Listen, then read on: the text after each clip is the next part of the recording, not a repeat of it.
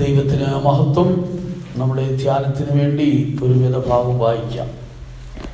യിരെമ്യാ പ്രവചനം 6-ാം അധ്യായം അതിൻ്റെ 16-ാം വാക്യം.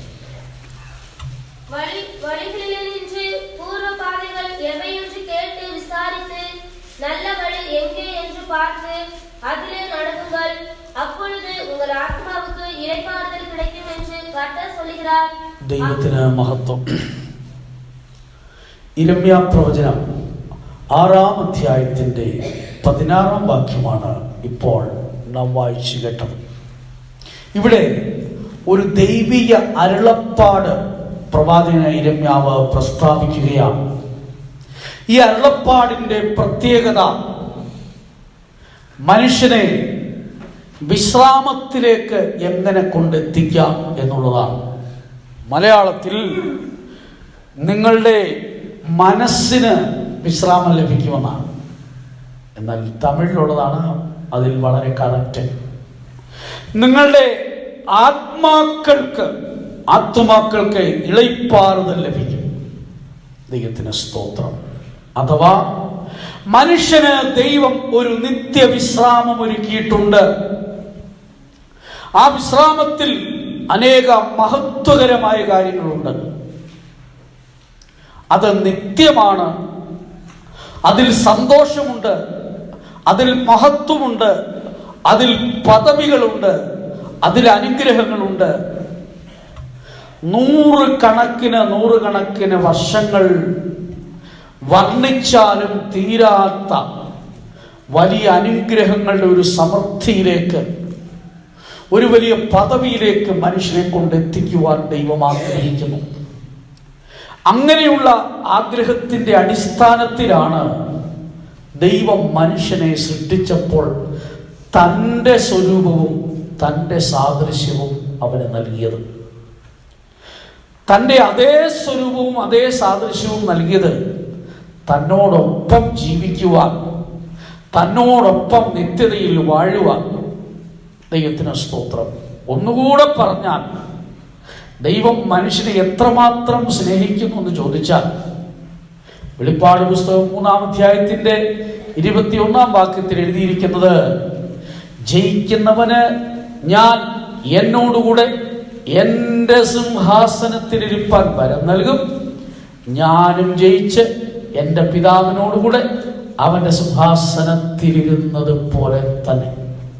എന്ന് പറഞ്ഞാൽ കർത്താവിൻ്റെ അതേ ചെയർ, അതേ സിംഹാസനം നമുക്ക് തരാം. ലോകത്തിൽ ഒരു മനുഷ്യനും തൻ്റെ സിംഹാസനം മറ്റൊരു വ്യക്തിക്ക് കൊടുക്കാൻ തയ്യാറാവുകയില്ല. ശമ്പളം കൂട്ടിക്കൊടുക്കും, മഹത്വമെല്ലാം കൊടുക്കും. മൊർദെഖായിയെ അഹശ്വേരോശ് രാജാവ് ഇത് മാനിക്കാൻ തീരുമാനിച്ചപ്പോൾ തൻ്റെ വസ്ത്രവും തൻ്റെ കിരീടവും എല്ലാം കൊടുത്തു, പക്ഷേ സിംഹാസനം തരാമെന്ന് പറഞ്ഞില്ല. ദൈവത്തിന് സ്തോത്രം. ആയതുപോലെ യോസഫിനെ ഒരുപാട് മാനിക്കുവാൻ ഫറവോൻ തീരുമാനിച്ചു. അവനെ മിസ്രൈമിലെ അധിപതിയാക്കിയെന്നാണ്. എന്നിട്ടും പറഞ്ഞു, നീ എൻ്റെ രണ്ടാമനായിരിക്കുമെന്നാണ്, എനിക്ക് പകരമായിരിക്കുമെന്ന് പറഞ്ഞില്ല. ദൈവത്തിന് സ്തോത്രം. എന്നാൽ മനുഷ്യനെ ക്രിസ്തുവിന് പകരക്കാരാക്കി മാറ്റുന്ന അവസ്ഥ, ക്രിസ്തുവിന് പകരം അംബാസഡേഴ്സായി, സ്ഥാനാപതികളായി തീരുന്ന മനുഷ്യരെ കുറിച്ചും, ക്രിസ്തുവിൻ്റെ അതേ സിംഹാസനത്തിൽ റോമാലേഖനം 8-ാം അധ്യായത്തിലേക്ക് വരുമ്പോൾ കൂട്ടവകാശികൾ, ക്രിസ്തുവിന് എന്ത് കിട്ടുന്നു അതെല്ലാം നമുക്ക് കിട്ടണം. ദൈവത്തിന് സ്തോത്രം.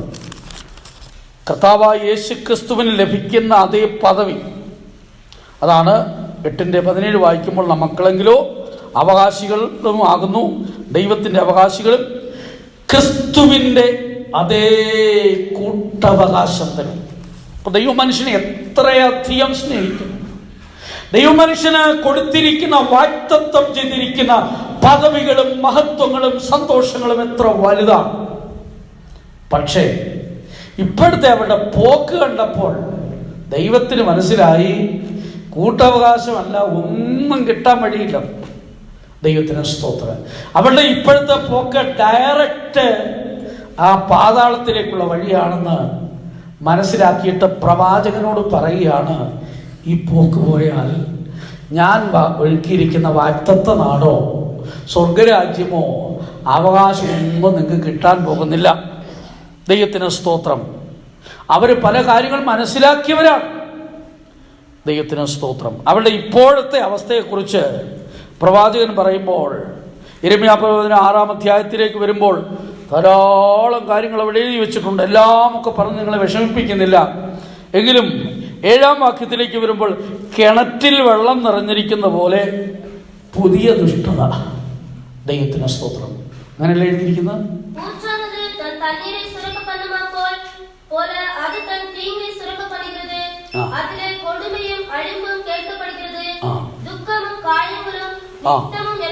മലയാളത്തിൽ കൊടുത്തിരിക്കുന്നത് പുതിയ പുതിയ ദുഷ്ടതകൾ അതിലുണ്ടായിക്കൊണ്ടിരിക്കുന്നു. ദുഷ്ടതകൾ പുതുക്കി പുതുക്കി പുതുക്കി ഇപ്പോൾ മനുഷ്യൻ എത്രയോ പുതുക്കത്തിൻ്റെ പരിശ്രമത്തിലാണ്. പുതിയ പുതിയ മോഡലുകൾ ഇങ്ങനെ കൊണ്ടുവന്നുകൊണ്ടിരിക്കുകയാണ്. മോഡലുകൾ കൂടുന്തോറും മനസ്സിലായിക്കണം മനുഷ്യനൊന്നിനും തൃപ്തിയല്ല. അതുകൊണ്ടാണ് പുതിയ കാര്യങ്ങളിലേക്ക് പോകുന്നത്. കിണറ്റിൽ വെള്ളം നിറയുന്നത് പോലെ പുതിയ പുതിയ വെള്ളം ഇങ്ങനെ ഉറവയിൽ നിന്ന് വന്നുകൊണ്ടിരിക്കുന്ന പോലെ പുതിയ ദുഷ്ടതകൾ, പുതിയ അനുഗ്രഹങ്ങളും പുതിയ കൃപകളും വേണ്ടി ദാഹിച്ചുകൊണ്ടിരുന്നവർ ഇപ്പോൾ പുതിയ ദുഷ്ടതകളിലേക്ക്, പുതിയ തെറ്റുകളിലേക്ക് പോവുകയാണ്. ദൈവത്തിന് സ്തോത്രം.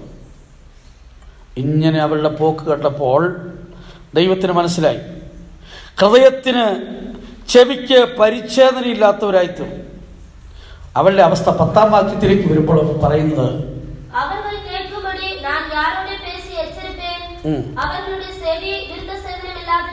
വൃത്തസേദനമില്ലാത്ത ചെവി, പരിച്ഛേദനയില്ലാത്ത ചെവി.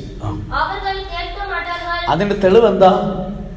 പറയുന്നു, കേൾക്കാൻ മനസ്സ് വയ്ക്കുന്നില്ല. യഹോവയുടെ വചനം അവർക്ക് നിന്ദയായിത്തീർന്നിരിക്കുന്നു. അവർക്കതിലിഷ്ടമില്ല. യഹോവയുടെ ക്രോധം, അതുകൊണ്ട് ഞാൻ യഹോവയുടെ ക്രോധം കൊണ്ട് നിറഞ്ഞിരിക്കുന്നു. എന്നിട്ടും പറഞ്ഞിരിക്കും, ഞാൻ അടക്കി വെച്ചിരിക്കാം. 11-ാം വാക്യത്തിലേക്ക് വരുമ്പോൾ, അടക്കി വെച്ച് ഞാൻ തളർന്നു വന്നു. ദൈവത്തിന് സ്തോത്രം. പ്രവർത്തികൾക്കനുസരിച്ച് പകരം ചെയ്യത്തക്ക വിധത്തിൽ ദൈവത്തിൻ്റെ കോപം വർദ്ധിച്ചെങ്കിലും അടക്കി തളർന്നിരിക്കുന്നു. നോക്കുക, തൻ്റെ കോപത്തിൽ ക്ഷണത്തിൽ നശിപ്പിക്കേണ്ട പലരെയും പിന്നെയും ദീർഘക്ഷമ കാണിച്ച് ദൈവം തൻ്റെ കോപത്തെ അടക്കി വെച്ചിരിക്കുന്നു.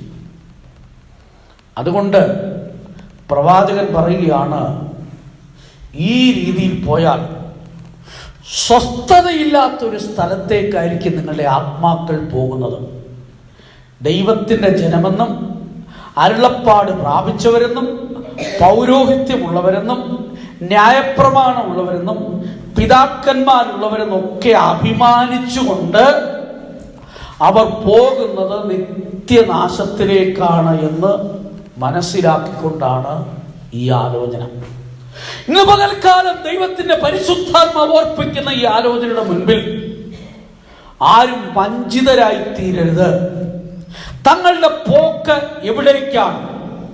നിത്യതയെക്കുറിച്ച് യഥാർത്ഥമായ ലക്ഷ്യവും പ്രത്യാശയും ജീവിതത്തിൽ ഇല്ല എങ്കിൽ നിങ്ങൾ പെന്തിക്കോസ്തുകാരെന്നോ ബൈബിൾ നന്നായി വായിക്കുന്നവരെന്നോ പഠിക്കുന്നവരെന്നോ ഉപദേശം മനസ്സിലാക്കുന്നവരെന്നോ പറഞ്ഞതുകൊണ്ട് അർത്ഥമില്ല എന്ന് തിരുവെടുത്ത് പറയുകയാണ്. ദൈവത്തിന് സ്തോത്രം. ഇങ്ങനെ ഈ യാത്രയുടെ അന്ത്യത്തിൽ നേരിടാൻ പോകുന്ന ആ അതിഭയങ്കരമായ ദുഃഖത്തെ കണ്ടുകൊണ്ട് പരിശുദ്ധാത്മാവ് ഈ ആലോചന ഓർപ്പിക്കുമ്പോൾ ഒരു പ്രത്യാശ അവിടെ ശേഷിക്കുന്നു. അതാണ് ഈ വാക്യത്തിൻ്റെ പ്രത്യേകത. ദൈവത്തിന് സ്തോത്രം. സ്വസ്ഥതയില്ലാത്ത നിത്യ നരകത്തിലേക്ക് ചെന്നെത്തുന്ന ആ അവസ്ഥയിൽ നിന്ന് ജനം വിടുവിക്കപ്പെടുവാൻ അവരുടെ ജീവിതത്തിൽ ചെയ്യേണ്ട ചില ആലോചനകളാണ് ദൈവത്തിൻ്റെ പരിശുദ്ധാത്മാവ് ഓർപ്പിക്കുന്നത്. ദൈവത്തിന് സ്തോത്രം. ഇതാണ് അവർ പറയുന്നത്. ഈ അവസ്ഥയിൽ നിന്ന് വലിയ വ്യത്യാസം ഉണ്ടാകണം. അത് മാത്രമാണോ? നിങ്ങളുടെ ആത്മാക്കൾ വിശ്രാമത്തിലേക്ക് ചെല്ലണം. വിശ്രാമത്തിലേക്ക്. വിശ്രാമം എന്ന് പറയുമ്പോൾ നമ്മൾ കിടന്ന് ഉറങ്ങുന്ന പോലെയുള്ള ഒരു കാര്യമല്ലത്.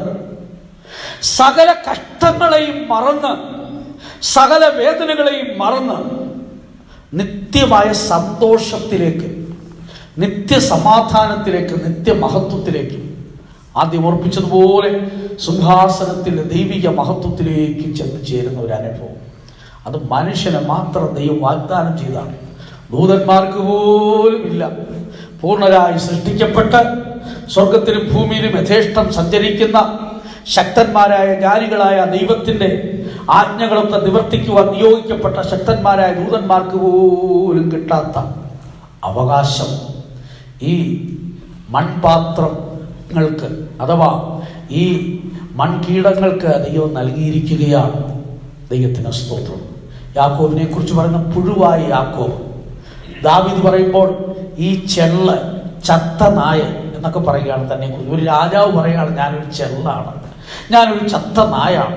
അപ്പൊ ഈ മനുഷ്യർക്ക് ദൈവം വെച്ചിരിക്കുന്ന മഹത്വം എത്ര വലുതാണ്. ദൈവത്തിന് സ്തോത്രം. അതിലേക്ക് എങ്ങനെ പ്രവേശിക്കാൻ സാധിക്കും? അത് ആഗ്രഹമുള്ളവർക്ക് മാത്രമാണ് ഈ ദൂതന്റെ പ്രാധാന്യം. ദൈവത്തിന് സ്തോത്രം. അതിനെ പരിശുദ്ധാത്മാവ് ഇപ്പോൾ പറയുന്നത് എന്താണ്? നിങ്ങൾ വഴികളിലേക്ക് ചെല്ലണം. ദൈവത്തിന് സ്തോത്രം. ഒന്നാമത്തെ വിഷയമാണ് നിങ്ങൾ വഴികളിലേക്ക് ചെല്ലണം. എന്നിട്ട് നല്ല വഴി ഏതെന്ന് പഴയ പാതകളെ നോക്കി ചോദിച്ച് അതിൽ നടക്കണം. നമ്മുടേതായ ഒരു ഉത്തരവാദിത്വം ഇപ്പോൾ ദൈവം നമ്മെ ഏൽപ്പിക്കുകയാണ്. ദൈവത്തിന് സ്തോത്രം. ഓരോ മനുഷ്യനും പൂർണ്ണതയിൽ എത്തിച്ചേരുവാൻ തക്കവണ്ണം ദൈവം അവർക്ക് നൽകുന്ന ഉത്തരവാദിത്വം, ആ ഉത്തരവാദിത്വം അവർ നിവർത്തിക്കുവാൻ സമർപ്പിക്കപ്പെട്ടില്ലെങ്കിൽ, മനസ്സോടെ അത് ചെയ്തില്ല എങ്കിൽ ദൈവവും അതിൽ സന്തുഷ്ടനല്ല, നമുക്ക് അതിൽ സന്തോഷിക്കുവാനും സാധ്യമല്ല. ദൈവത്തിന് സ്തോത്രം. അതായത് നമ്മളൊരു കാര്യം മനഃപൂർവ്വമായി ചെയ്യുമ്പോൾ അതിനകത്ത് നമ്മുടെ മനസ്സും നമ്മുടെ സന്തോഷവും അതിനകത്ത് ഉണ്ടായിരിക്കും. എന്നാൽ മറ്റൊരു വ്യക്തി നമ്മളെ പ്രേരിപ്പിച്ച്, നമ്മളെ പിടിച്ചു നിർത്തി ഇങ്ങനെയൊക്കെ ചെയ്യ് എന്നൊക്കെ പറഞ്ഞ് ചെയ്യിക്കുമ്പോൾ നമ്മുടെ ഹൃദയത്തിൽ അത് ആസ്വദിക്കാനും പറ്റുകയില്ല. ആ പറയുന്ന വ്യക്തികൾക്കും നമ്മെക്കുറിച്ച് സന്തോഷം ഉണ്ടാകുകയില്ല. ദൈവത്തിന് സ്തോത്രം. നമ്മളെ കർത്താവ് ഫ്രീ ആയിട്ട് വിടുന്നത് എന്തിനാണെന്നറിയാം? നമ്മളെ ഫ്രീ ആയിട്ട് വിടുന്നത് നമ്മൾ സ്വയമായി സ്വാതന്ത്ര്യത്തോടെ ദൈവേഷ്ടം പൂർണ്ണമായി ചെയ്യണം. അതാണ് മഹത്വം എന്ന് പറയുന്നത്. ഇവിടെ ഇതാ ഒരു ഉത്തരവാദിത്വം നമ്മുടെ പക്കൽ ഏൽപ്പിക്കുകയാണ്. നിങ്ങൾ വഴികളിലേക്ക് ചെല്ലണം. എന്തിനാ ഈ വഴികളിലേക്ക് ചെല്ലണമെന്ന് പറഞ്ഞത്? നല്ല പാത തിരഞ്ഞെടുക്കണമെന്ന് പറഞ്ഞ് എന്തിനാണ്? അനേക വഴികൾ ഇന്ന് ലോകത്തിലുണ്ട്. ദൈവത്തിന് സ്തോത്രം. ഇന്ന് ലോകത്തിൽ എത്രയോ വഴികളുണ്ട്. അക്ഷരീയമായി നാം ചിന്തിച്ചാൽ ഒരു രാജ്യത്തിൻ്റെ, ഒരു സ്ഥലത്തിൻ്റെ ഒക്കെ പ്രത്യേകത അവിടേക്ക് പോകുന്ന വഴികളാണ്. ദൈവത്തിന് സ്തോത്രം. ഒരു വീടിൻ്റെ പ്രത്യേകത ആ വീട്ടിലേക്ക് പോകുന്ന വഴിയാണ് ഒന്നാമത്തെ പ്രത്യേകത. രണ്ടാമതാണ് വീടിൻ്റെ മറ്റു കാര്യങ്ങളല്ല. മനോഹരമായൊരു വീട് പണിത് ഉയർത്തി, പക്ഷെ അതിലേക്ക് പോകാൻ വഴിയില്ലെങ്കിൽ ആ വീട് എത്ര നല്ലതാണെന്ന് പറഞ്ഞിരുന്നാലും നമ്മുടെ ഹൃദയത്തിൽ അതിന് ഒരു യഥാർത്ഥമായ സന്തോഷം കാണുകയില്ല. ദൈവത്തിന് സ്തോത്രം. അപ്പോൾ അത് പ്രാധാന്യമുള്ളൊരു കാര്യമാണ്. ലോകത്തിൽ ആത്മീയ തലത്തിൽ ഇന്ന് ധാരാളം വഴികളുണ്ട്, അനേക വഴികളുണ്ട്. കർത്താവായ യേശുക്രിസ്തു ഒരു കുട്ടിയെ കുറിച്ച് ഒരിക്കൽ പറഞ്ഞത്, ഒരുവനെ മതത്തിൽ ചേർക്കുവാൻ കരയും കടലും ചുറ്റി അവർ നടക്കുകയാണ്, വലിയ പരിശ്രമം ചെയ്യുകയാണ്. പക്ഷേ ചേർത്തതിന് ശേഷം തങ്ങളെക്കാൾ ഇരട്ടിച്ച നരകയോഗ്യരാക്കി മാറ്റും. ഇങ്ങനെയുള്ള ധാരാളം പ്രവർത്തനങ്ങൾ ഇന്ന് ലോകത്തിൽ നടക്കുന്നുണ്ട്. ദൈവത്തിന് സ്തോത്രം. എല്ലാവരും പറയാറുണ്ട്, ഞങ്ങളുടെ കൂടെ വന്നാൽ ഞങ്ങൾ അങ്ങോട്ട് എത്തിക്കാമെന്ന് പറയുന്നവരുണ്ട്. പിന്നെ ചിലർ അത് പറയത്തില്ല, നിങ്ങളുടെ ഇപ്പോഴത്തെ വീട് വലിയ വീടായിത്തീരും, പഴയ കാർ മാറ്റി പുതിയ കാർ കിട്ടും, വസ്തു കിട്ടും, ഇത് കേൾക്കാതിരിക്കാതെ ഓടാനാണ്. ദൈവത്തിന് സ്തോത്രം. അപ്പോൾ ഭൗതിക നന്മകൾ മാത്രം ആഗ്രഹിച്ചുകൊണ്ട് അതിൽ വളരാൻ ആഗ്രഹിക്കുന്ന ധാരാളം പേരുണ്ട്. അങ്ങനെയാണ് പിശാച് അനേകരെ തെറ്റിക്കുന്നത്. ഇന്ന് സാത്താന്യ വർഷിപ്പ്, ഡബിൾ വർഷിപ്പ് ലോകത്തിൽ വർദ്ധിച്ചുകൊണ്ടിരിക്കുകയാണ്. ദൈവത്തിന് സ്തോത്രം. സാത്താന്യ ആരാധന എന്ന് കേൾക്കുമ്പോൾ പണ്ടൊക്കെ ഒരു വലിയ പുച്ഛം പോലെയായിരുന്നു മനുഷ്യൻ.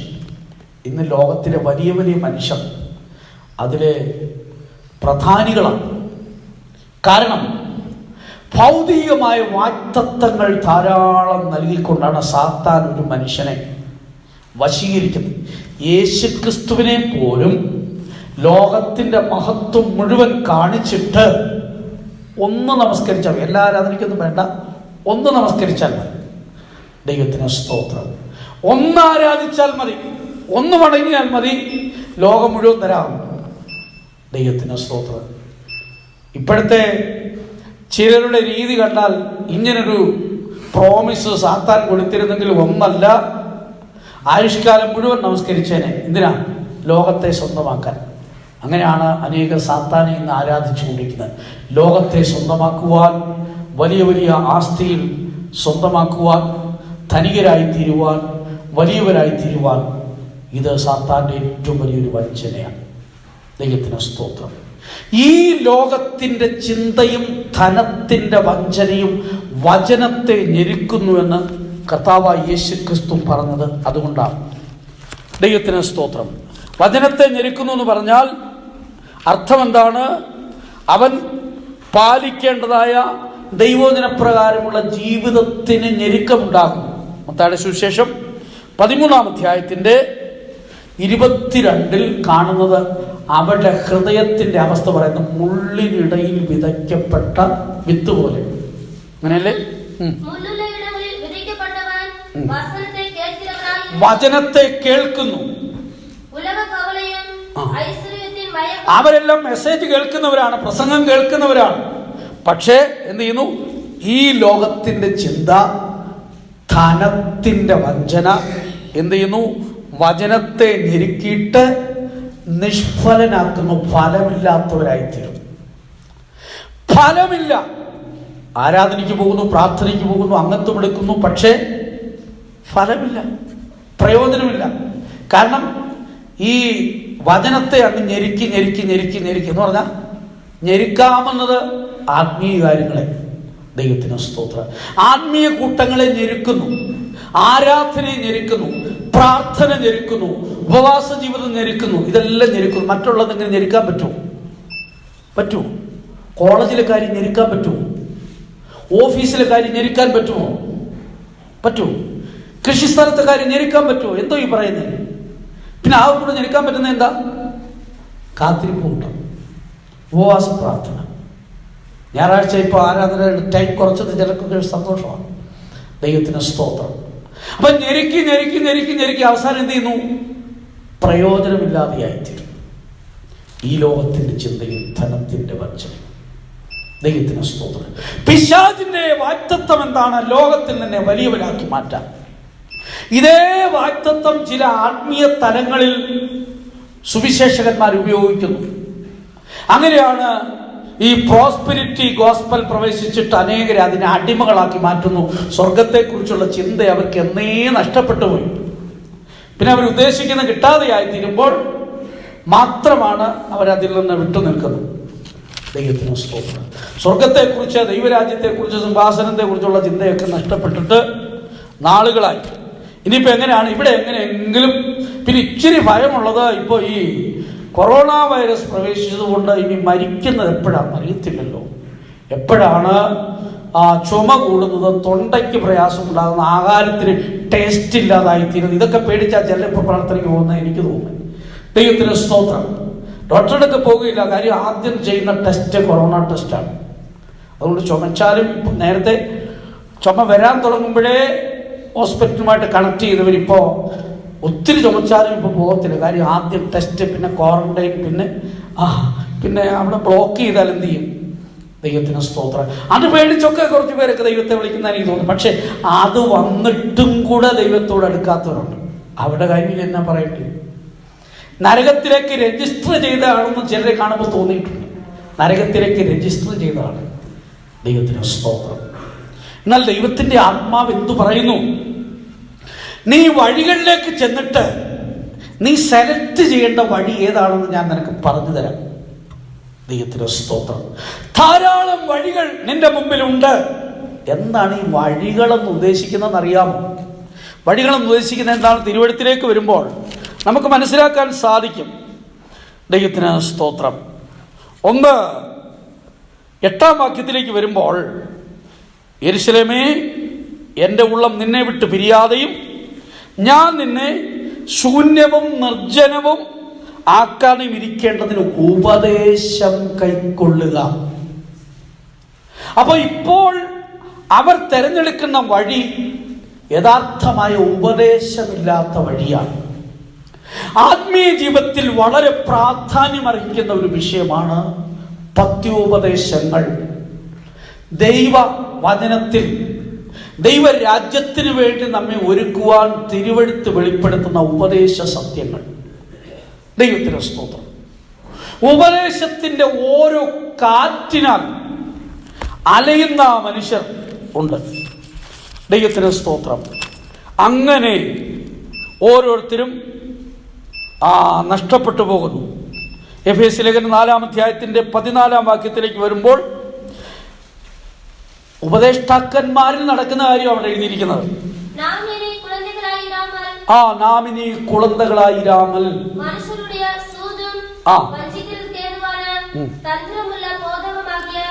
തന്ത്രമുള്ള ബോധകമാകിയ പലവിധമായ കാറ്റ് എന്ന് പറഞ്ഞാൽ ഉപദേശത്തിന്റെ ഓരോ കാറ്റുകൾ, പല വിധത്തിലുള്ള ഉപദേശത്തിന്റെ കാറ്റുകൾ. ദൈവത്തിന് സ്തോത്രം. കർത്താവായ യേശുക്രിസ്തു ഒരിക്കൽ തന്നെ പിൻപറ്റിയവരോട് പറഞ്ഞു, പരീശന്മാരുടെയും സദൂക്യരുടെയും പുളിച്ച മാവ് സൂക്ഷിച്ചു കൊള്ളണം. പിന്നീട് പറഞ്ഞു കൊടുത്തു എന്താണ് ആ പുളിച്ച മാവ്? അവരുടെ ഉപദേശം. അവരുടെ ഉപദേശം. ഉപദേഷ്ടാക്കന്മാർ ലോകത്തിൽ ധാരാളമുണ്ട്. എല്ലായിടത്തും ഉപദേഷ്ടാക്കന്മാരുടെ എണ്ണം കൂടിക്കൊണ്ടിരിക്കാം. എന്താണ് ഉപദേശിക്കുന്നത്, എന്താണ് ഉപദേശിക്കേണ്ടത് എന്നുള്ള അറിവ് പലർക്കുമില്ല എന്നുള്ളതാണ് മറ്റൊരു വിഷയം. ദൈവത്തിന് സ്തോത്രം. ആധുനികവൽക്കരിച്ച് ഉപദേശങ്ങൾ വർദ്ധിച്ചുകൊണ്ടിരിക്കുകയാണ്. 2 തിമോഥെയോസ് 4-ാം അധ്യായത്തിന്റെ 3-4 വാക്യങ്ങൾ വായിക്കുമ്പോൾ അവിടെ കാണാൻ കഴിയുന്നത് ചില ഉപദേഷ്ടാക്കന്മാരുടെ അവസ്ഥകളാണ്. 2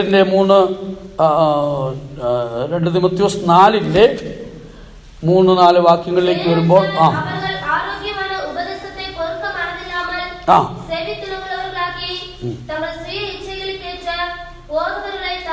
സ്വയ ഇച്ഛകൾക്കേറ്റ ബോധകങ്ങളെ കണ്ടോ. ദൈവത്തിന് സ്തോത്രം. പത്യോപദേശം പൊറുക്കാതെ കർണരസമാകുമാർ ചെവിക്ക് ഇൻപം തോന്നത്തക്ക വിധത്തിൽ സ്വന്തം മോഹങ്ങൾക്കൊത്തവണ്ണം ഉപദേഷ്ടാക്കന്മാരെ പെരുക്കുന്നു എന്ന് പറഞ്ഞാൽ അവരുദ്ദേശിക്കുന്ന നിലയിലുള്ള പ്രാസംഗികന്മാർ, അവരുപദേശിക്കും വിധത്തിൽ ആലോചന കൊടുക്കുന്ന ഉപദേഷ്ടാക്കന്മാർ, അവരെ വർദ്ധിപ്പിക്കുന്നു. സത്യത്തിന് ചെവി കൊടുക്കാതെ പിന്നെ എന്ത് ചെയ്യുന്നു? കെട്ടുകഥ കേൾപ്പാൻ തിരിയുന്ന കാലം വരും. ഇപ്പോ കഥ കേൾക്കാനാണല്ലോ കൂടുതൽ ഇഷ്ടം. ഒരിക്കലൊരു ഉപദേഷ്ടാവ്, ഞാനിങ്ങനെ റോഡേ പോകുമ്പോൾ ഒരാളൊരു മെസ്സേജ് പറയാം.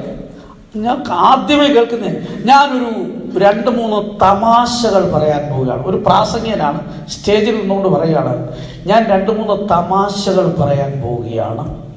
ദൈവത്തിന് സ്തോത്രം. ഇത് കഴിഞ്ഞിട്ടാണ് ഇയാൾ വചനം കൊടുക്കുന്നതെന്നാണ്. ദൈവത്തിന് സ്തോത്രം. അപ്പോ ഇത് കേൾക്കാൻ ആഗ്രഹിക്കുന്ന ചിലരൊക്കെ ഉണ്ടായിരിക്കും. ആരാണ്? പരിഹാസികൾ ഉണ്ടായിരിക്കും. ലോകത്തെ ആസ്വദിക്കുന്നവരും ലൗകിക സന്തോഷങ്ങളിൽ താല്പര്യമുള്ളവരും കാണും. ആത്മീയരായ ഒരു വ്യക്തിക്കെങ്കിലും അവിടെ ഇരിക്കാൻ പറ്റുമോ?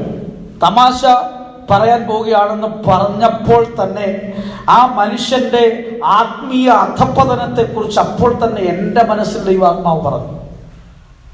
എനിക്കറിയാം, സ്വർഗത്തേക്ക് പോകാനുള്ളവരോ ആത്മീയമായി ജീവിക്കാൻ ആഗ്രഹിക്കുന്നവരോ അങ്ങനെയുള്ള ഉപദേശങ്ങൾക്ക് പ്രാധാന്യം കൊടുക്കുകയില്ല. കഥകൾക്കും കെട്ടുകഥകൾക്കും ഇതിനൊക്കെയാണ് ധാരാളം പ്രാധാന്യം ഇന്ന് കൊടുക്കുന്നത്. കണ്ണരസന്മാർ വശീകരിച്ച് പ്രസംഗിക്കുന്നു, ഉപദേശിക്കുന്നു, ഏതെല്ലാം വിധത്തിൽ. പിന്നെ ദ്രവ്യാഗ്രഹത്തിൻ്റെ തന്ത്രങ്ങൾ ഉപയോഗിക്കുന്നു.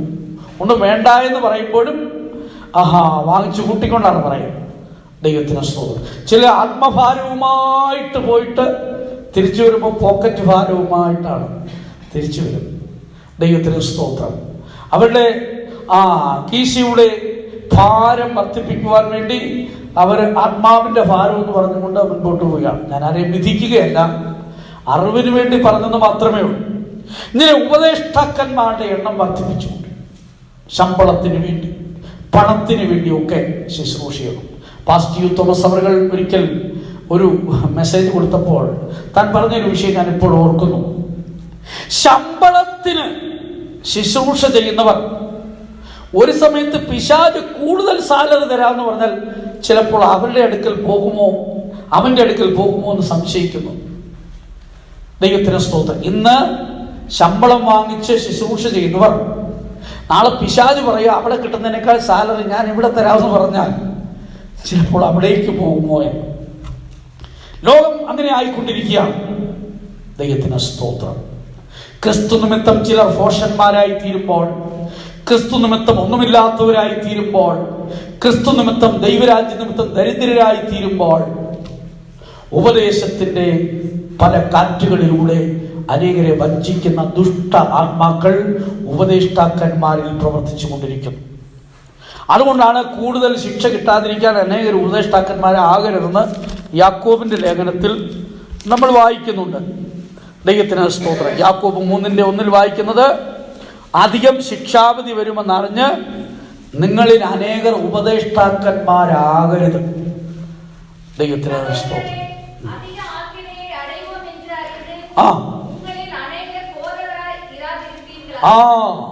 അനേകർ ഉപദേഷ്ടാക്കന്മാരായി തീരരുത്. ദൈവത്തിന് സ്തോത്രം. ഇസ്രായേലിന്റെ ഒരു ഉപദേഷ്ടാവായിരുന്നു നിക്കോദിമോസ്. നാട്ടിലെ മാന്യനായ മനുഷ്യൻ, സെന്നിത്രി സംഘത്തിലെ അംഗം, എല്ലാ നിലയിലും ഉയർത്തപ്പെട്ട ഒരു മനുഷ്യൻ.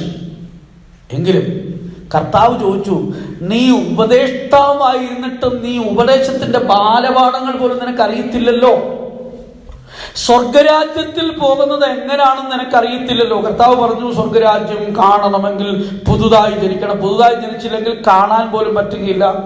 പിന്നീട് പറഞ്ഞു കൊടുത്തു, വെള്ളത്താലും ആത്മാവിനാലും ജനിച്ചില്ലെങ്കിൽ സ്വർഗരാജ്യത്തിൽ ആർക്കും കിടക്കാൻ പറ്റത്തില്ല. ഇതിലെ പറഞ്ഞ പുള്ളിക്കാരന് സംശയം. അപ്പോഴും തന്നെ പുള്ളി ആരാണ്? ഉപദേഷ്ടാവാണ്. യേശു ചോദിക്കുന്നു, യോഹന്നാൻ 3:10 എഴുതിയിട്ടുണ്ട്, നീ ഉപദേഷ്ടാവായിരുന്നിട്ടും ഇത് അറിയത്തില്ലല്ലോ. അപ്പൊ സ്വർഗത്തിലേക്ക് പോകുന്ന കാര്യങ്ങൾ അറിയാത്ത ഉപദേഷ്ടാക്കന്മാരുണ്ട്. ദൈവത്തിന് സ്തോത്രം.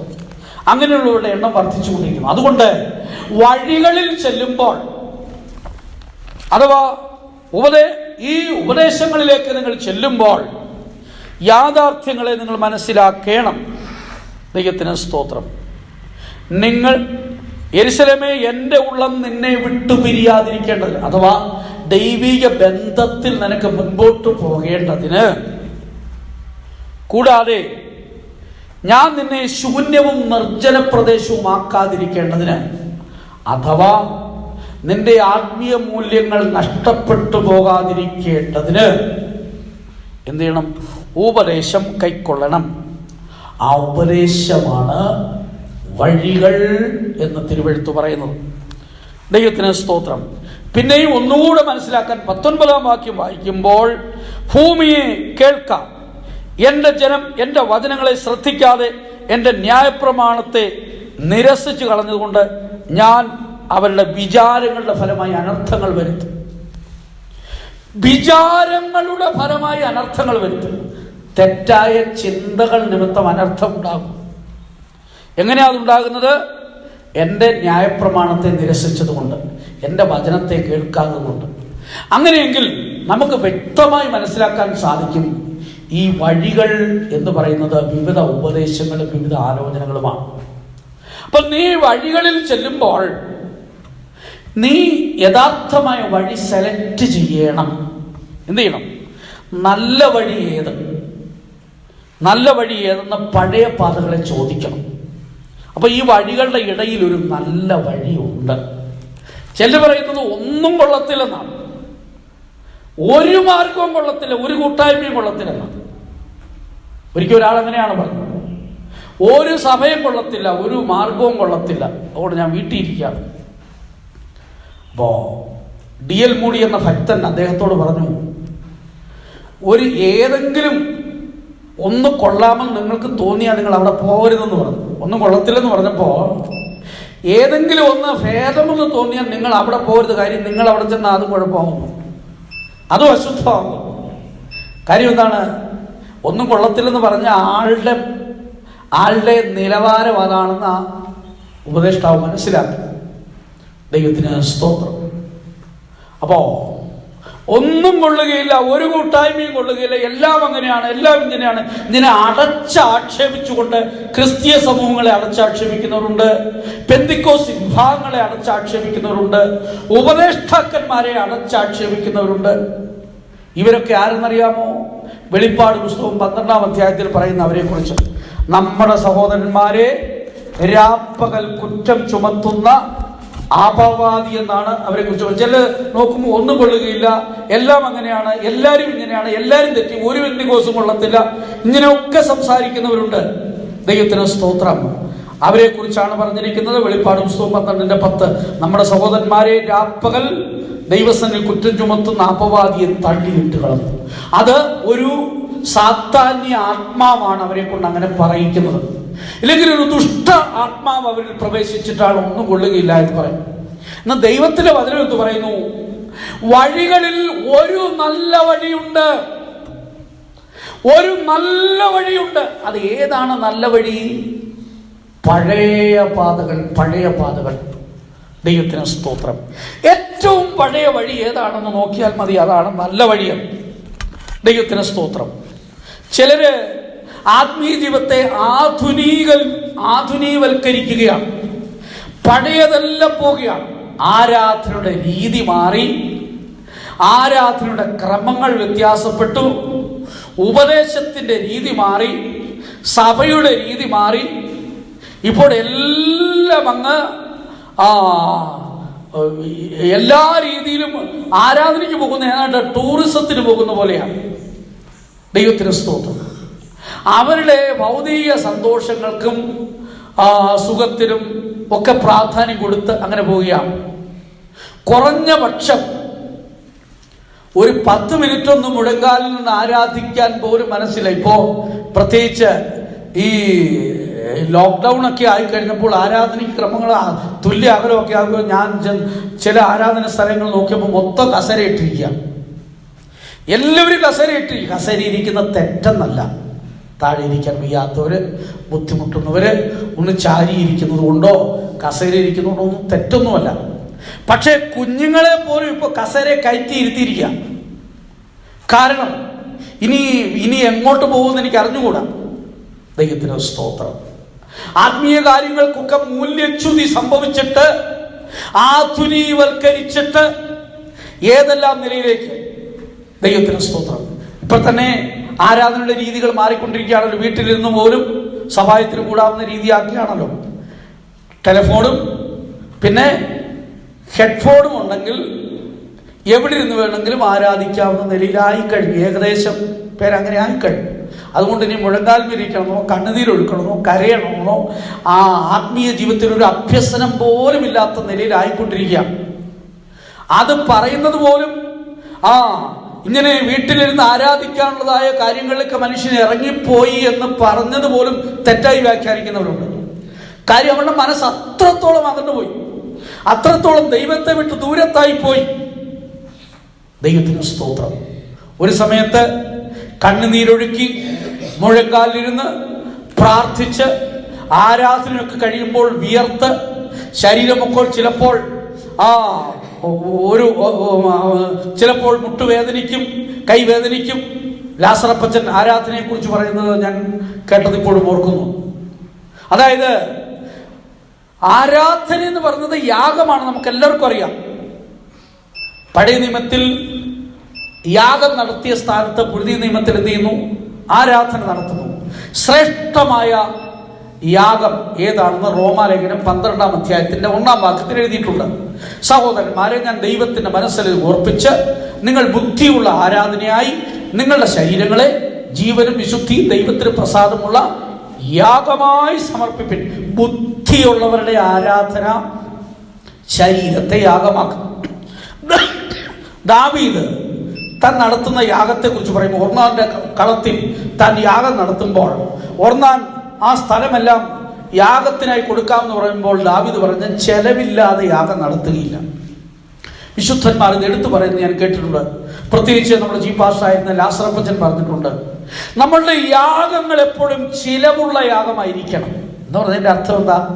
നമ്മുടെ സമയം ചിലവഴിക്കണം, നമ്മുടെ ശരീരം ചിലവഴിക്കണം, നമ്മുടെ ആരോഗ്യം ചിലവഴിക്കണം. താൻ പറയുന്ന മുട്ടുമേൽ നിന്ന് നിങ്ങളുടെ മുട്ടൊക്കെ വേദനപ്പെടണം, സ്തോത്രം ചെയ്ത് നെഞ്ചൊക്കെ വേദന എടുക്കണം, കൈയടിച്ച് കൈയൊക്കെ വേദന എടുക്കണം. ഇതൊക്കെ ചെലവാകണം.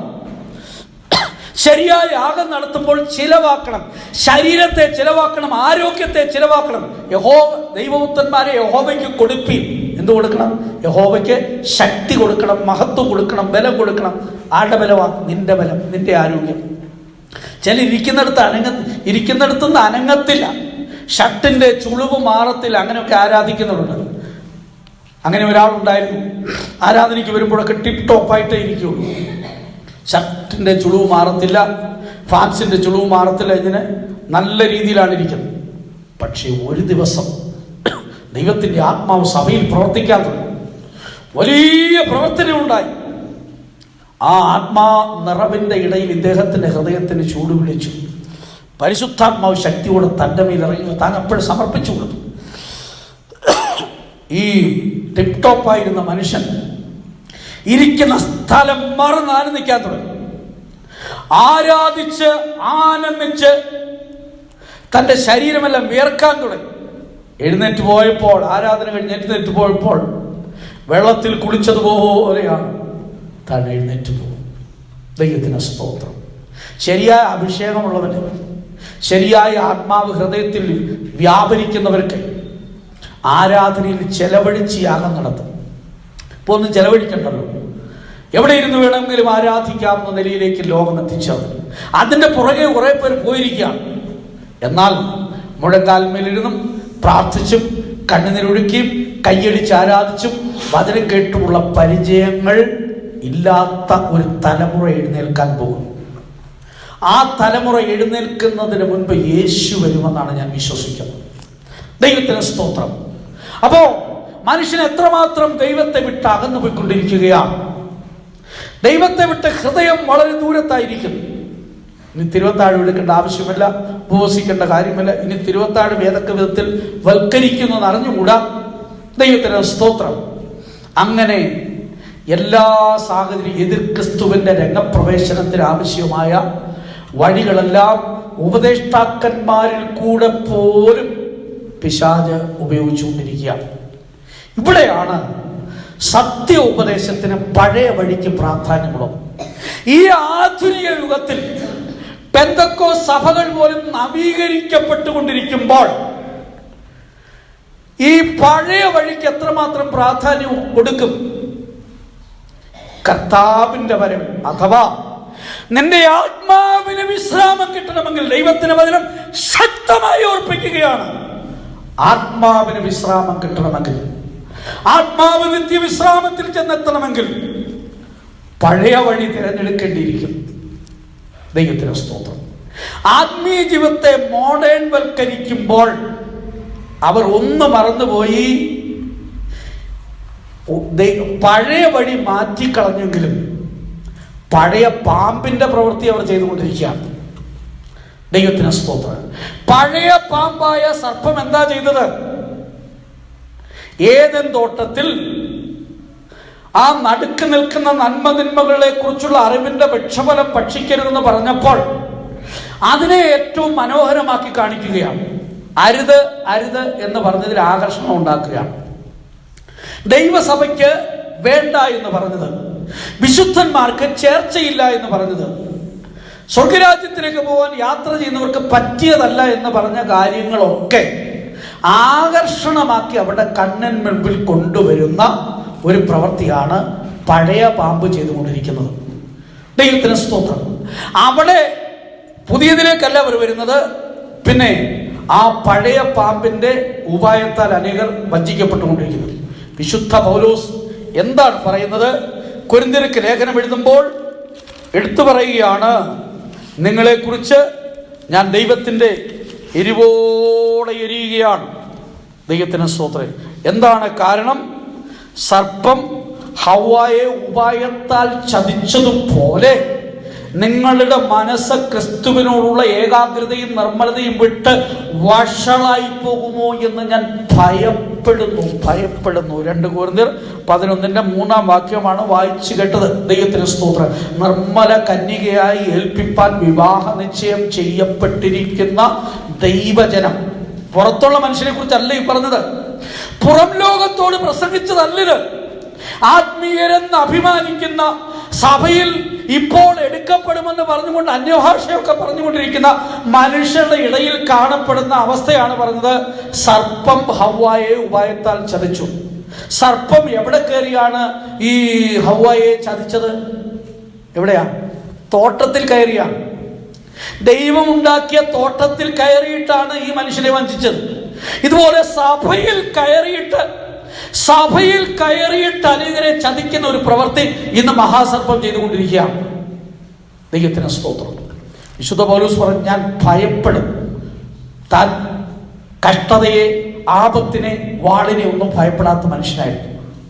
തൻ്റെ ക്രിസ്തീയ ജീവിത നിമിത്തം ഈ 11-ാം അധ്യായത്തിൽ തന്നെ തനിക്ക് നേരിട്ട ആപത്തുകളെ കുറിച്ച് വലിയൊരു പട്ടിക തന്നെ എഴുതുന്നുണ്ട്.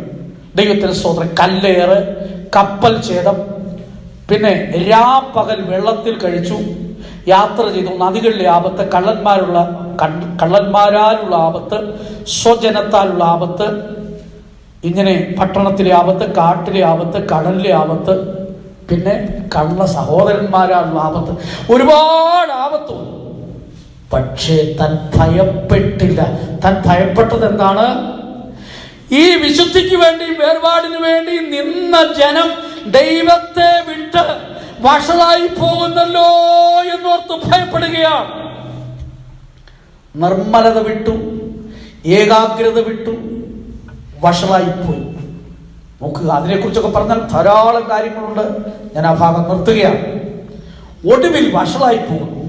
ചതി മോഹങ്ങളാൽ വഷളായി തീർന്ന ആ പഴയ മനുഷ്യനെ പോലെ, ആദാമിന് സംഭവിച്ചതുപോലെ സഭയിൽ അനേകർക്ക് സംഭവിക്കുന്നു എന്നാണ് വിശുദ്ധ പൗലോസ് പറഞ്ഞത്. സഭയുടെ പുറത്തുള്ളവരെ കുറിച്ചല്ല, സഭയ്ക്കകത്തുള്ളവർക്ക് ആദാമിന് സംഭവിച്ചതുപോലെ ചിലർ വഷളായിക്കൊണ്ടിരിക്കും. ചിലരുടെ നിർമ്മല നഷ്ടപ്പെട്ടു പോയി. വിശുദ്ധി എന്ന് പറഞ്ഞാൽ അറിഞ്ഞുകൂടാ. വിശുദ്ധിയുടെ ഉപദേശം കേൾക്കുന്നത് ഇഷ്ടമില്ല. പിന്നെ കർണരസമാറുമാറ് ഒരു കഥയൊക്കെ പറഞ്ഞുകൊണ്ട് തുടങ്ങിയാൽ ചിലപ്പോൾ ചിലർ കേട്ടിരിക്കും. പിന്നെ പെട്ടെന്ന് വലുതാവുമെന്ന് പറഞ്ഞാൽ, പെട്ടെന്ന് അനുഗ്രഹം കിട്ടുമെന്ന് പറഞ്ഞാൽ, പെട്ടെന്ന് ട്യൂമർ മാറുമെന്ന് പറഞ്ഞാൽ അതും കൂടെ ഇഷ്ടമാണ്. ഇപ്പോൾ നിന്റെ കടം മാറുമെന്ന് പറഞ്ഞാലും ഇഷ്ടമാണ്.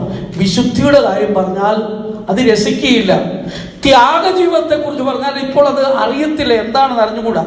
ത്യാഗജീവിതം, വിശ്വാസ ജീവിതം എന്ന് പറഞ്ഞാൽ അത് അവർക്ക് ഇപ്പോൾ അവരുടെ സ്റ്റാറ്റസിന് പറ്റിയതല്ല. വിശ്വാസ ജീവിതത്തെ കുറിച്ച് പ്രസംഗിച്ചാൽ ആ മുഖം വല്ലാത്ത ഭാരത്തിലായി, സംഘർഷത്തിലായി തീരുകയാണ്. അയ്യോ, ഇപ്പോൾ ഇതൊരു പുതിയ ഉപദേശം പോലെയാണ് ചിലർ കേൾക്കുന്നത്. ദൈവത്തിന് സ്തോത്രം. വിശ്വാസ ജീവിതവും വിശുദ്ധ ജീവിതവും ത്യാഗ ജീവിതവും ഒക്കെ ആയിരുന്നു നമ്മുടെ പിതാക്കന്മാർ മുൻകാലങ്ങളിൽ പ്രസംഗിച്ചത്. ഇപ്പോൾ ഇതിന് സഭയിൽ എത്ര സ്ഥാനമുണ്ട്? എത്ര പേര് അത് അംഗീകരിക്കുന്നു? എത്ര പേര് അതിന് ആമേൻ പറയും? അത് കേൾക്കുന്നത് ഇഷ്ടമില്ലാത്ത നിലയിലേക്ക് പെന്തക്കോസ്ത് സമൂഹമായിക്കൊണ്ടിരിക്കുകയാണ്. നിങ്ങളുടെ ഇടയിൽ സർപ്പത്താൽ വഞ്ചിക്കപ്പെട്ട, ഉപായത്താൽ ചതിക്കപ്പെട്ട ഹവ്വയെ പോലെ പലർ മാറിക്കൊണ്ടിരിക്കുന്നു. അതോർത്ത് ഞാൻ ഭയപ്പെടുന്നു. എനിക്ക് നേരിട്ട ആപത്തുകളെക്കാൾ ഞാൻ ഭയപ്പെടുന്ന അതാണ്. എത്രയോ പേർ ആ നിലയിലായിക്കൊണ്ടിരിക്കുന്നു. അതുകൊണ്ടാണ് അങ്ങനെയുള്ളവർ വിശ്രാമ സ്ഥലത്തിൽ ചെന്ന് ചേരുകയില്ല. ഒരു നല്ല പ്രസംഗം കേട്ടതുകൊണ്ട് നമ്മുടെ ആത്മാക്കൾ വിശ്രാമ സ്ഥലത്ത് ചെല്ലുമോ? തിരുവെടുത്ത് എന്ത് പറയുന്നു? നിങ്ങൾ പഴയ പാതകളിലേക്ക് വരേണം.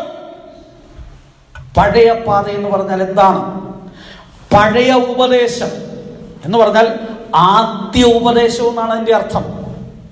സഭയുടെ പ്രാരംഭത്തിൽ നൽകപ്പെട്ട ഉപദേശ സത്യങ്ങൾ, അപ്പോസ്തലന്മാർ ഉപദേശിച്ചതും ദൈവസഭ പാലിച്ചതുമായ ഉപദേശങ്ങളിലേക്ക് വന്ന് അതിൽ നിങ്ങൾ പൂർണ്ണപ്പെട്ടില്ലെങ്കിൽ നിങ്ങളുടെ ആത്മാക്കൾ നഷ്ടപ്പെട്ടു പോകും, വിശ്രാമമില്ലാത്ത നിത്യനാശത്തിലേക്ക് പോകുമെന്ന് പരിശുദ്ധാത്മാവ് തെളിവായി പറയുകയാണ്.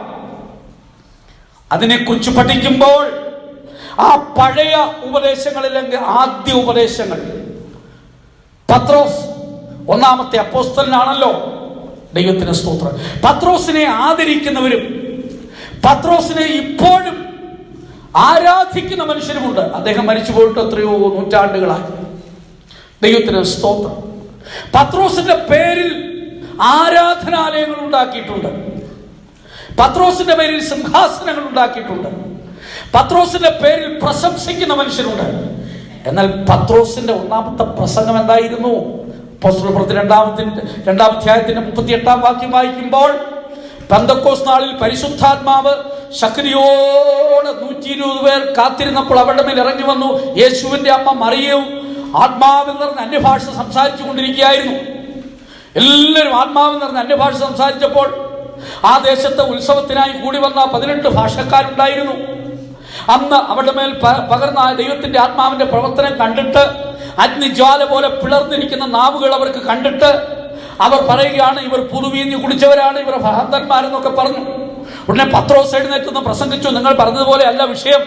ഞങ്ങൾ 10 ദിവസമായിട്ട് ഈ മാളികയിൽ കൂടിയിരിക്കുകയാണ്. കർത്താവായ യേശു ക്രിസ്തു ഞങ്ങളോട് പറഞ്ഞു, നിങ്ങൾ യെരുശലേമിൽ നിന്ന് വാങ്ങിപ്പോകാതെ പിതാവിനോട് കേട്ട വാഗ്ദത്തത്തിന് വേണ്ടി കാത്തിരിക്കണമെന്ന് പറഞ്ഞു. അങ്ങനെ ഞങ്ങൾ 10 ദിവസമായിട്ട് ഈ മാളികയിൽ കാത്തിരിക്കുകയായിരുന്നു. ആ കൂട്ടത്തിൽ യേശുവിന്റെ അമ്മ മറിയയും ഉണ്ടായിരുന്നു. യേശുവിന്റെ അമ്മ മറിയ നന്നായി അന്യഭാഷ പറയുന്ന ഒരു നല്ല പഴയ പെന്തക്കോസ്ത് വിശ്വാസിയായിരുന്നു.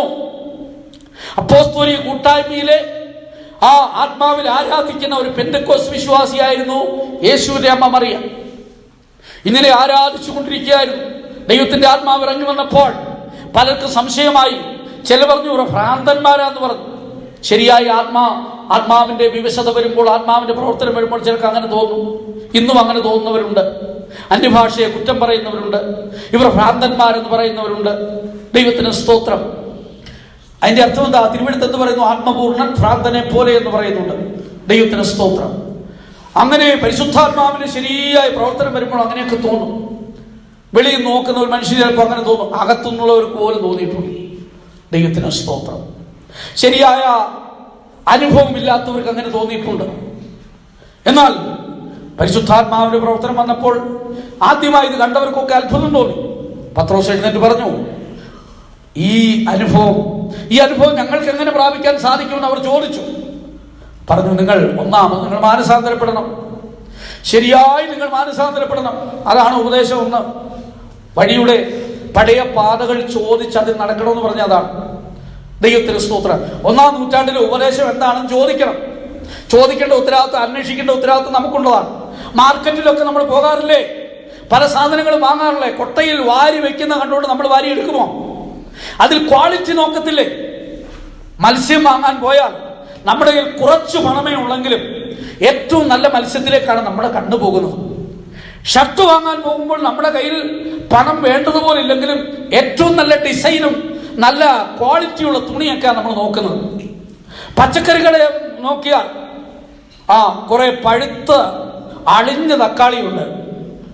അതിന് 3 രൂപ കുറവാണെന്ന് പറഞ്ഞു വാങ്ങിച്ചോണ്ട് വരും. വാങ്ങിക്കുന്നവരുണ്ടോ? 3 രൂപ കൂടിയാലും ശരി ക്വാളിറ്റി ഉള്ളത് എടുക്കാൻ നമ്മൾ ആഗ്രഹിക്കും. ഇത് നമ്മളെ ആരെങ്കിലും നിർബന്ധിച്ചിട്ടാണോ ചെയ്യുന്നത്? നല്ല അരി വാങ്ങുന്നത് ആരെങ്കിലും നമ്മളെ ഫോഴ്സ് ചെയ്തിട്ടാണോ? നമ്മൾ തന്നെ സെലക്ട് ചെയ്യുന്നില്ലേ നല്ലത്? അല്പനേരത്തെ വിശപ്പടക്കുവാനുള്ള ഈ ആഹാരത്തിന് വേണ്ടിയും പിന്നെ ചില നാളുകൾ ഉപയോഗിക്കുന്ന ഷർട്ടിന് വേണ്ടിയും ചെരുപ്പിന് വേണ്ടിയൊക്കെ നല്ലത് സെലക്ട് ചെയ്യുവാൻ അഭ്യസിച്ച മനുഷ്യർ ശ്രേഷ്ഠമായ ഉപദേശത്തെ എന്തുകൊണ്ട് കണ്ടെത്തുന്നില്ല? കണ്ടെത്തുന്നില്ല. അതാണ് അവരുടെ ന്യായവിധിയുടെ ഒന്നാമത്തെ ഭാഗം. നല്ലത് കണ്ടെത്തതിൻ്റെ ഉത്തരവാദിത്വം നമുക്കുണ്ട്. നല്ലത് എങ്ങനെ കണ്ടുപിടിക്കാൻ സാധിക്കും? പഴയത് നോക്കിയാൽ മതി. വേദപുസ്തകത്തിൽ എഴുതിയിട്ടുണ്ടല്ലോ, ബൈബിളിൽ എഴുതിയിട്ടുണ്ട്. ദൈവത്തിന് സ്തോത്രം. അതിനാണ് അവർ പഴയ പാതകളിലേക്ക് വരണമെന്ന് പറഞ്ഞു. ദൈവത്തിന് സ്തോത്രം. പഴയ പാത ഒന്നാമത് ഉപദേശിക്കുകയാണ് ഒന്നാമത്തെ അപ്പോസ്തലൻ. നിങ്ങൾ മാനസാന്തരപ്പെടണം. മാനസാന്തരപ്പെട്ട ശേഷം നിങ്ങൾ യേശുവിൻ്റെ നാമത്തിൽ സ്നാനമേൽക്കണം. അങ്ങനെ യേശുവിൻ്റെ നാമത്തിൽ സ്നാനമേൽക്കണമെന്ന് പത്രോസ് പറഞ്ഞ ആ ഭാഷാപ്രയോഗം ഉപയോഗിച്ചുകൊണ്ട് ഇനി പിതാവും പുത്രനും ഒന്നും വേണ്ട, പിതാവും പുത്രനും പരിശുദ്ധാത്മാവും ഒന്നും വേണ്ട, യേശുവിൻ്റെ നാമത്തിൽ എന്ന് പറഞ്ഞ ഒരു കൂട്ടരുണ്ട് ഇന്ന് ലോകത്തിൽ. ദൈവത്തിന് സ്തോത്രം. ബൈബിളിനെ കുറിച്ചുള്ള ശരിയായ അറിവില്ലാതെ ഏതൊക്കെയോ ചില വാക്യങ്ങൾ വെച്ചുകൊണ്ട് എത്രയോ പേർ യേശു പറഞ്ഞ് ശ്രദ്ധിക്കുന്നില്ല. അതിനു മുമ്പ് യേശു പറഞ്ഞു. മത്തായി സുവിശേഷം 28 അവസാനത്തിൽ 20 വാക്യത്തിൽ പറയുന്നുണ്ട് എന്താ? നിങ്ങൾ പുറപ്പെട്ട പിതാവിന്റെയും പുത്രന്റെയും പരിശുദ്ധാത്മാവിന്റെയും നാമത്തിൽ സ്നാനപ്പെടുത്തി സകല മനുഷ്യരെയും ശിഷ്യരാക്കിക്കൊള്ളുവീൻ. ചില ഭാഷാന്തരങ്ങളിൽ ഭാഷകളിൽ കൊടുത്തിരിക്കുന്നത് സകല മനുഷ്യരെ ശിഷ്യരാക്കി സ്നാനപ്പെടുത്താനാണ്.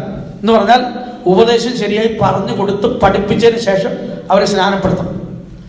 അങ്ങനെ നിങ്ങൾ ആയിത്തീർന്നാൽ പരിശുദ്ധാത്മാവെന്ന ദാനം നിങ്ങൾക്ക് ലഭിക്കുമെന്നാണ്. പരിശുദ്ധാത്മാവിനെ പ്രാപിക്കുവാനുള്ള ഒരു ഭാഗമായിട്ട് വിശ്വാസ സ്നാനത്തെ കുറിച്ച് പറയുന്നുണ്ട്. വിശ്വാസ സ്നാനം സ്വീകരിക്കുന്നത് നിങ്ങൾക്ക് പരിശുദ്ധാത്മാവിനെ കിട്ടുവാൻ നിങ്ങൾ മാനസാന്തരപ്പെടണം, നിങ്ങൾ സ്നാനപ്പെടണമെന്ന് പത്രോസ് പറയുകയാണ്. അതാണ് ഉപദേശത്തിന്റെ ക്രമം. എന്നാൽ ചിലർക്ക് അല്ലാതെയും കിട്ടിയിട്ടുണ്ട്. ഞാൻ സ്നാനപ്പെടുന്നതിന് മുമ്പേ പരിശുദ്ധാത്മാവിനെ പ്രാപിച്ചു. കാര്യം ഈ സത്യം എന്തെന്ന് അറിയാൻ വേണ്ടി വന്നതാണ്. ദൈവത്തിന് സ്തോത്രം. കർത്താവ് ആ അനുഭവം എനിക്ക് തന്നു. അതിനുശേഷമാണ് ഞാൻ സ്നാനപ്പെടുന്നത്. കൊർന്നല്യോസിന്റെ ഭവനത്തിൽ ഒരു പ്രാർത്ഥന നടത്തിയപ്പോൾ പത്രോസ് അവിടെ വന്നു. അവിടെ കൂടി വന്ന ജനത്തെയും ദൈവം സ്നാനപ്പെടുന്നതിന് മുമ്പേ പരിശുദ്ധാത്മാവിനാൽ നിറച്ചു.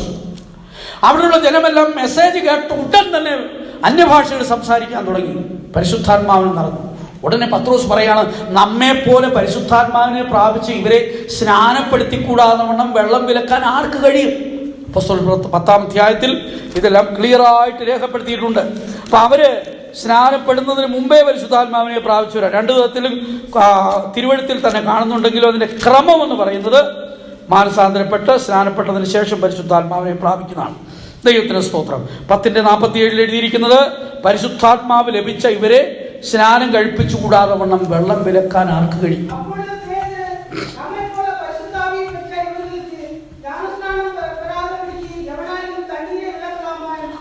യവനായിരം തണ്ണീരെ വിലക്കലാമാ. ദൈവത്തിന് സ്തോത്രം. ആരും വിലക്കാൻ പാടില്ല. പിന്നെ ഉപദേശം വരുന്നു, ഈ വക്രതയുള്ള തലമുറയുടെ നടുവിൽ നിന്ന് നിങ്ങൾ രക്ഷിക്കപ്പെടണം. പിന്നെ അവർ അപ്പോസ്തലന്മാരുടെ ഉപദേശം കേട്ടു. അവിടെയാണ് പ്രാധാന്യം. പഴയ വഴി അതാണ്, അപ്പോസ്തലന്മാരുടെ ഉപദേശം. ആരാണ് അപ്പോസ്തലന്മാർ? കർത്താവ് പറഞ്ഞു, എന്റെ പിതാവ് എന്നെ എങ്ങനെ ലോകത്തിലേക്ക് അയച്ചോ അതുപോലെ ഞാൻ നിങ്ങളെ അയച്ചു. കർത്താവിനെ പിതാവ് ലോകത്തിലേക്ക് അയച്ചതുപോലെ സ്വർഗത്തിലിരിക്കുന്ന കർത്താവിനെ ഇതാ എല്ലാം കൊടുത്ത് അയക്കാമായിരുന്നു. പക്ഷേ ഒന്നുമില്ലാത്തവനായി ലോകത്തിലേക്ക് അയച്ചു. യേശുവാണ് ഒന്നാമത്തെ അപ്പോസ്തലൻ, മാതൃക അപ്പോസ്തലൻ. ക്രിസ്തുവിന് പകരം സ്ഥാനാപതികളായിരിക്കുന്ന അപ്പോസ്തലന്മാരുടെ പ്രതിഷ്ഠ അതാണ്. അതിനെക്കുറിച്ച് ധാരാളം കാര്യങ്ങളുണ്ട്. ഇപ്പോൾ അതിനുള്ള അവസരമല്ലല്ലോ. ദൈവത്തിന് സ്തോത്രം. എങ്കിലും യേശു പറഞ്ഞു, അങ്ങനെ തന്നെ നിങ്ങളിൽ ആരെങ്കിലും തനിക്കുള്ളതൊക്കെയും വിട്ട് പിരിയുന്നില്ലെങ്കിൽ എൻ്റെ ശിഷ്യനായിരിക്കാൻ കഴിയില്ല. ലൂക്കോസ് 14:33. 14-ന്റെ 26-ാം വാക്യത്തിൽ പകയ്ക്കുക എന്നും 33-ാം വാക്യത്തിൽ തനിക്ക് എന്തൊക്കെയുണ്ട് അതൊക്കെ വിട്ടുപിരിയാൻ പറഞ്ഞിരിക്കും. ദൈവത്തിന് സ്തോത്രം. അതുപോലെ വിശുദ്ധ പത്രോസ് പറയുന്നുണ്ട്, കർത്താവേ, ഞങ്ങൾ സ്വന്തമായതെല്ലാം വിട്ട് നിന്നെ അനുഗമിച്ചിരിക്കുന്നു. സ്വന്തമായത് എന്തൊക്കെയുണ്ടോ അതെല്ലാം വിട്ട് കർത്താവിനെ അനുഗമിക്കുന്ന ഒരു ശുശ്രൂഷയുണ്ട്. അത് ചിലപ്പോൾ എല്ലാവർക്കും മനസ്സിലാകുകയില്ല. അതൊരു ദുരുപദേശം എന്ന് പറയുന്ന മനുഷ്യരുണ്ട്. ദൈവത്തിന് സ്തോത്രം. അതിൽ ധാരാളം വാക്യങ്ങൾ എടുക്കുന്നുണ്ട്. ധാരാളം വാക്യങ്ങൾ. മനുഷ്യനേകനായിരിക്കുന്നതെന്നല്ല, സത്യമാണ്, മനുഷ്യനേകനായിരിക്കുന്നതെന്നല്ല. അതുകൊണ്ട് അവനൊരു ഭാര്യ ആവശ്യമാണ് എന്നാണ് മറ്റുള്ളവർ വ്യാഖ്യാനിക്കുന്നത്. സത്യമാണത്. പക്ഷേ ഇനി മറ്റൊന്നുണ്ട്. ഭാര്യയെക്കുറിച്ച് പറഞ്ഞിരിക്കുന്നത് എന്താണ്? ഞാൻ അവന് തക്കതായൊരു തുണ ഉണ്ടാക്കി കൊടുക്കും. എന്നാൽ കർത്താവിനെ കുറിച്ച് എന്ത് പറഞ്ഞു?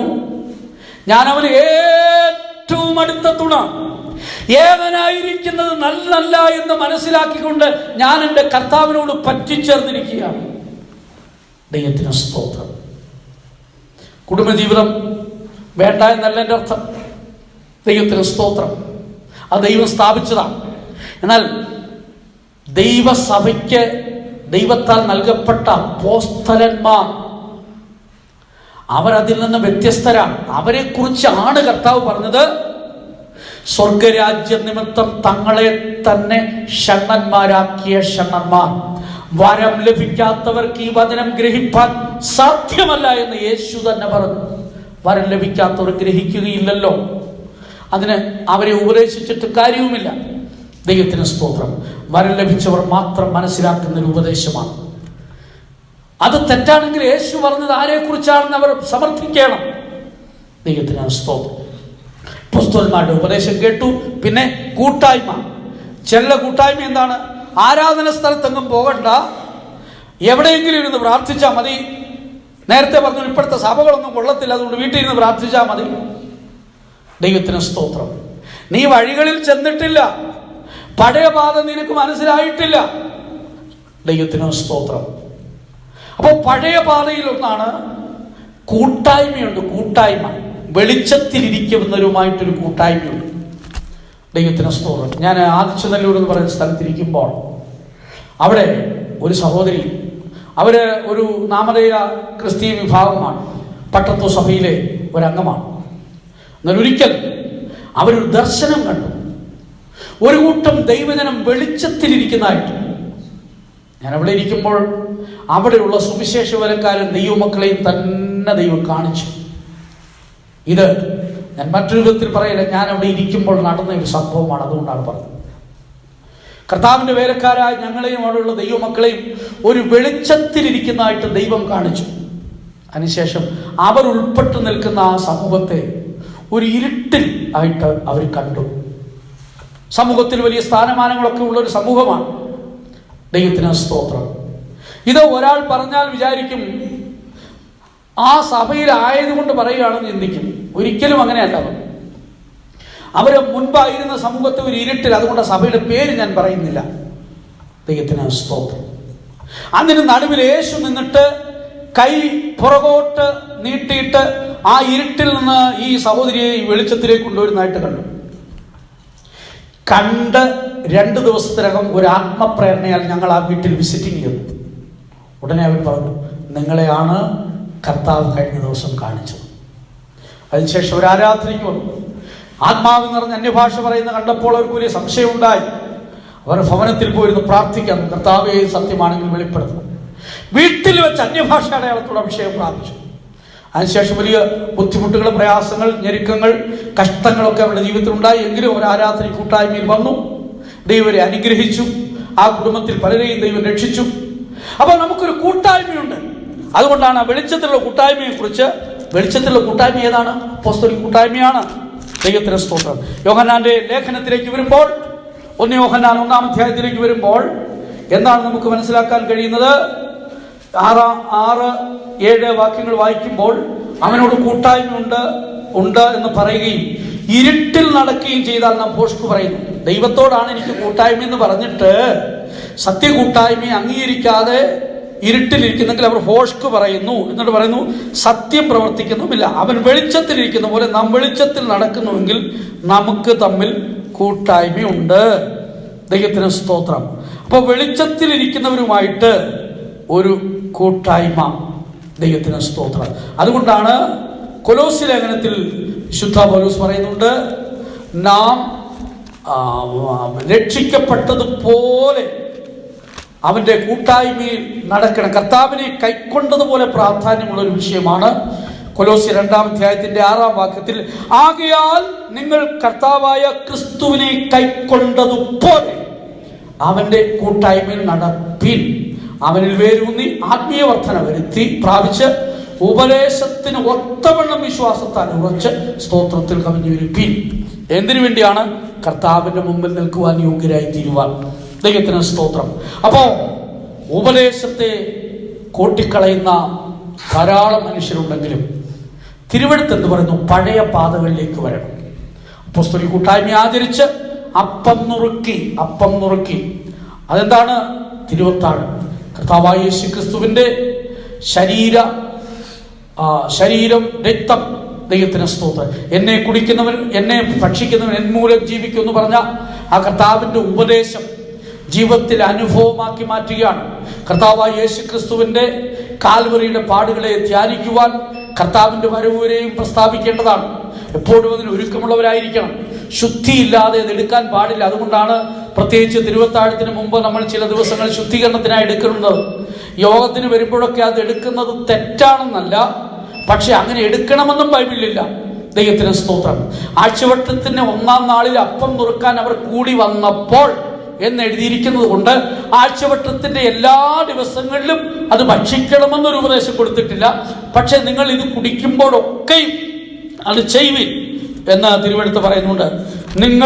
നിങ്ങളെ തന്നെ വിധിച്ച് അത് വളരെ ശോധന ചെയ്തിട്ട് തന്നെത്താൻ ശോധന ചെയ്തിട്ട് വേണമെന്ന് തിരുവെഴുത്ത് പറയുന്നു. അതുകൊണ്ടാണ് ഒരു ശുദ്ധീകരണത്തിന് നമ്മൾ പ്രാധാന്യം കൊടുക്കാറുള്ളത്. ദൈവത്തിന് സ്തോത്രം. മനുഷ്യൻ തന്നെത്താൻ ശോധന ചെയ്തിട്ട് വേണം അത് ഭക്ഷിക്കാൻ. ഇല്ലെങ്കിൽ ശിക്ഷാവിധി തനിക്ക് തന്നെ തിന്നുകയും കുടിക്കുകയും ചെയ്യുന്നു. 1 കൊരിന്ത്യർ 11-ാം അധ്യായത്തിൽ വ്യക്തമായി രേഖപ്പെടുത്തിയിട്ടുണ്ട്. 28 മുതലുള്ള വേദഭാഗങ്ങളിൽ വ്യക്തമായി രേഖപ്പെടുത്തിയിട്ടുണ്ട്. ദൈവത്തിന് സ്തോത്രം. അതുപോലെ നിങ്ങൾ ഇത് കുടിക്കുമ്പോഴൊക്കെ എൻ്റെ ഓർമ്മയ്ക്കായി ചെയ്യുവിൻ. ഒരിക്കൽ ഒരാൾ എന്നോട് പറഞ്ഞത്, കൂടി വരുമ്പോഴൊക്കെ ഓർമ്മയ്ക്കായി ചെയ്യുവിൻ എന്ന് ബൈബിളിലുണ്ടല്ലോ. നിങ്ങൾ കൂടി വരുമ്പോഴൊക്കെ എൻ്റെ ഓർമ്മയ്ക്കായി ഇത് ചെയ്യുവിൻ എന്ന വേദപുസ്തകത്തിലുണ്ടല്ലോ. ഞാൻ പറഞ്ഞു, അത് എന്നോട് പറഞ്ഞിട്ട് ഒരു 10-20 വർഷത്തോളമായി. ഞാൻ പറഞ്ഞു കാണിച്ചു തരാൻ പറഞ്ഞു. ഈ 20 വർഷമായിട്ട് ഇതുവരെയും കാണിച്ചു തന്നിട്ടില്ല. ഞാനും അത് കണ്ടിട്ടില്ല. ദൈവത്തിന് സ്തോത്രം. നിങ്ങളിത് കുടിക്കുമ്പോഴൊക്കെ എൻ്റെ ഓർമ്മയ്ക്കായി ചെയ്യും. ദൈവത്തിന് സ്തോത്രം. അപ്പം നുറുക്കാൻ കൂടി വരുന്നത് സത്യമാണ്. എല്ലാ ആഴ്ചയിലും ചെയ്യുന്ന തെറ്റാണെന്ന് സ്ഥാപിക്കാനൊന്നും പറ്റുകയില്ല. എങ്കിലും തന്നെത്താൻ ശോധന ചെയ്യേണ്ട ആവശ്യകതകൾ ഉള്ളതുകൊണ്ട് ചില ദിവസം ശുദ്ധീകരണം ചെയ്ത് തന്നെയാണ്. അടിക്കടി അത് ചെയ്യുന്നത് വളരെ നല്ലതാണ്. ദൈവത്തിന് സ്തോത്രം. അപ്പോസ്തലന്മാരുടെ ചേർന്ന ഉപദേശം കേട്ട് കൂട്ടായ്മ ആചരിച്ച് വേണം അതെടുക്കാൻ. അല്ലാതെ എടുക്കുന്നതല്ല. എല്ലാവർക്കും കൊടുക്കാനും എല്ലാവർക്കും എടുക്കാനുള്ളതല്ല. ദൈവത്തിന് സ്തോത്രം. പിന്നെ പ്രാർത്ഥന കഴിച്ചു പോകും. ആത്മീയ ഉപദേശങ്ങളിലൂടെ വളരുന്നു. പഴയ പാതകളിലേക്ക് വരേണം. എന്തിനു വേണ്ടിയാണ്? ആത്മാക്കൾക്ക് വിശ്രാമം ലഭിക്കുവാൻ. നമ്മുടെ ആത്മാവ് നിത്യവാസ സ്ഥലത്തിലെത്തി സിംഹാസനത്തിൽ കർത്താവിനോടുകൂടി നിത്യമായി വാഴുവാൻ, നിത്യ സൗഭാഗ്യത്തിൽ എത്തിച്ചേരുവാൻ പഴയ പാതകളെ ചോദിക്കണം. ആരോട് ചോദിക്കണം? കാണുന്നവരോടെല്ലാം ചോദിക്കരുത്. ദൈവസഭയിൽ നിയമിക്കപ്പെട്ട ഉപദേഷ്ടാക്കന്മാരുണ്ട്. ദൈവത്തിന് സ്തോത്രം. വ്യക്തമായി തിരുവെഴുത്ത് പറയുന്നുണ്ട്. ദൈവത്തിന് സ്തോത്രം. 1 കൊരിന്ത്യർ 12-ാം അധ്യായത്തിന്റെ 28-ാം വാക്യത്തിൽ ദൈവസഭയിൽ ഒന്നാമത് അപ്പോസ്തലന്മാർ, പിന്നീട് പ്രവാചകന്മാർ, ഇങ്ങനെ ദൈവം നിയമിച്ചിരിക്കുകയാണ്.